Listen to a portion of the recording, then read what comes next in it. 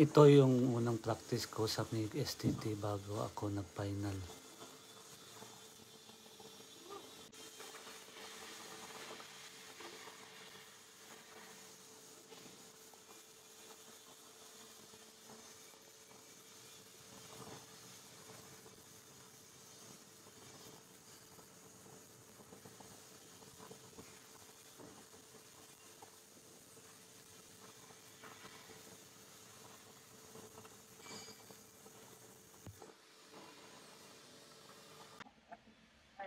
That's to be expected at the top. Like that's why I said you try overlap it a little bit.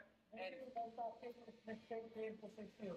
yeah, like I said, worst day substitution of the cutting because it's so much. Yeah. When I get here, started here. Yeah, I find so much. Like take your Ito naman yung supervisor ko, siya yung nagturo sa akin kung anong diskarte nito. Kaya lang nag-explain siya dyan eh. Nahihirapan lang din ako mag-English. Ganun talaga, konti lang baon eh.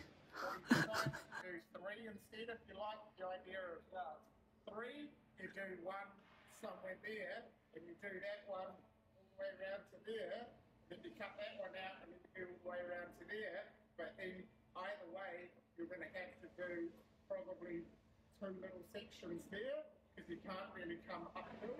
Okay, kind of stop start with